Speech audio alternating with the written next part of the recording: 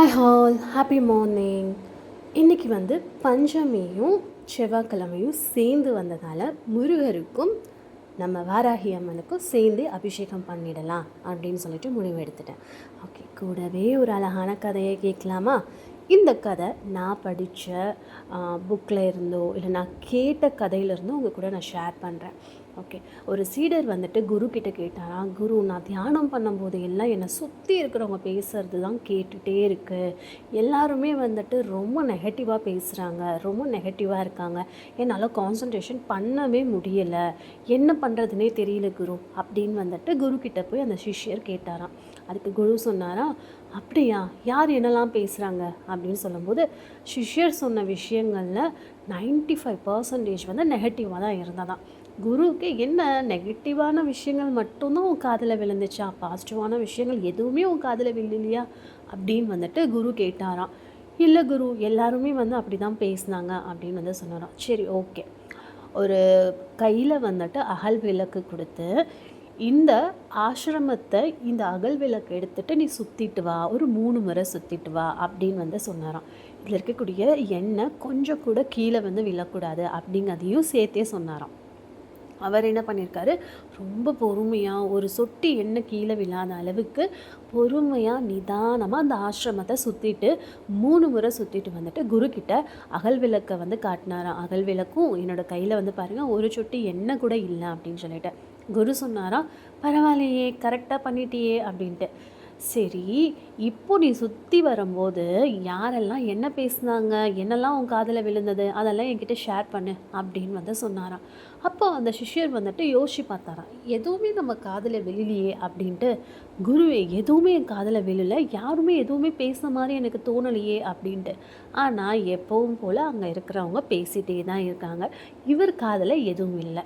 ஏன் அப்படின்னு இவர் யோசிச்சுட்டே இருந்தாராம். அப்போ குரு சொன்னாராம், நம்ம ஒரு விஷயத்தில் ஆழ்ந்து அதே மாதிரி ஃபோக்கஸாக இதை தான் நம்ம பண்ண போகிறோம் அப்படின்னு சொல்லிட்டு நம்ம எந்த விஷயம் பண்ணுறோமோ அந்த விஷயத்தில் நம்ம உள்ளே போயிட்டோம் அப்படின்னா சுற்றி இருக்கிற விஷயங்களோ சுற்றி இருக்கிற எந்த ஒரு இதுவுமே நம்ம காதில் கேட்கவே கேட்காது அப்படின்னாராம். அப்போ தான் அந்த சீடருக்கு புரிஞ்சதான், ஓ, இதுக்கு முன்னாடி நம்ம தான் எல்லாத்தையும் கவனிச்சிருக்கோம், ஆனால் இந்த டைம் நம்மக்கிட்ட ஒரு ஒர்க் இருக்குது அப்படின்னு சொல்லும்போது அந்த வேலையை நான் சின்சியராக பண்ணணுங்கிற விஷயம், அதனால் அதில் என்னோடய சிந்தனை இருந்ததால் சுற்றி நடக்கிற எதுவுமே என் காதில் கேட்கலை.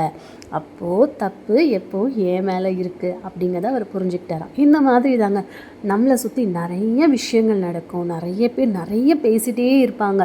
பேசுகிறவங்களுக்கெல்லாம் நம்ம பதில் கொடுத்துட்டே இருக்க முடியுமா? ஸோ ஒரு 4 பேர் 4 விதமாக பேசுவாங்க அப்படின்னு இது சின்ன வயசுலேருந்து நான் கேட்கக்கூடியது. இந்த 4 பேர் யார் அப்படிங்கிறது இது வரைக்கும் எனக்கும் தெரியல. அந்த 4 பேருக்கு தெரியுமாங்க? அது தெரியும். ஒவ்வொருத்தருக்கும் அந்த 4 பேர் இருக்கலாம். வேற ஒருத்தருக்கு அந்த 4 பேர் நானாக கூட ஒருத்தராக இருக்கலாம். அப்படிதாங்க அந்த 4 பேர் என்ன பேசினாலும் சரி, என்ன சொன்னாலும் சரி, இந்த காதில் வாங்கி அந்த காதில் விடுறது அப்படிங்கிறது பழசாக சொல்கிறத விட்டுட்டு காதலியே கேட்காத மாதிரி நமக்கு பிடிச்ச விஷயத்த நமக்கு ஏற்ற மாதிரி நம்ம கரெக்டாக பண்ணோம் அப்படின்னாவே போதும் அப்படின்னு தான் நினைக்கிறேன். ஸோ அடுத்தவங்களை குறை சொல்கிறதுக்கு முன்னாடி நம்ம மேலே என்ன தப்பு இருக்குது அப்படிங்கிறதையும் நம்ம பார்க்கணும் இல்லையா? ஆமாம். ஸோ ஒரு விஷயத்த நம்ம பண்ணுறோம் அப்படின்னா இவங்க என்ன சொல்லிவிடுவாங்க, அவங்க என்ன சொல்லிவிடுவாங்க, இதை ஸ்டெப் நம்ம எடுத்து வச்சிடலாமா, இது வச்சா சரியாக வருமா, எனக்கு கிண்டல் பண்ணிவிடுவாங்களோ, எனக்கு ஒரு வேலை வராமல் போயிடுச்சுன்னா என்னை பார்த்து ஏதாவது தப்பாக பேசிடுவாங்களோ, அப்படி இப்படின்னு நிறைய நம்மளை நாமளே ரொம்ப தாழ்த்தி பேசுறதுக்கு, தாழ்த்தி யோசிக்கிறதெல்லாம் தூக்கி போட்டுட்டு வந்தது அப்படின்னா சந்தோஷம். ஓகே, நம்ம அதை சக்ஸஸ்ஃபுல்லாக யூஸ் பண்ணிட்டோம் அப்படின்னு நினைக்கலாம். ஒரு வேளை அது நமக்கு ஃபெயிலியர் ஆகிடுச்சி, சரியாக நமக்கு வரல அப்படின்னா ப்ளீஸ் அந்த ஃபெயிலியர் ஆகிடுச்சி, எனக்கு வராது அப்படிங்கிற நெகட்டிவ் தாட்ஸ் எல்லாம் தூக்கி போட்டுட்டு இது என்னுடைய எக்ஸ்பீரியன்ஸ் அப்படின்னு சொல்லுங்கள். ஸோ நீங்கள் எந்த விஷயத்த பண்ணுற மாதிரி இருந்தாலும் சின்ன குழந்தைய ஞாபகம் வச்சுக்கோங்களேன். ஒரு லாங்குவேஜ் கற்றுக்கிறதா இருக்கட்டும், ஒரு ஸ்டெப் எடுத்து வைக்கிறதா இருக்கட்டும், எடுத்த உடனே அந்த குழந்தை வச்சிடுதா, எடுத்த உடனே அந்த குழந்தை பேசிடுதா அப்படின்னு கேட்டிங்கன்னா கண்டிப்பாக இல்லை.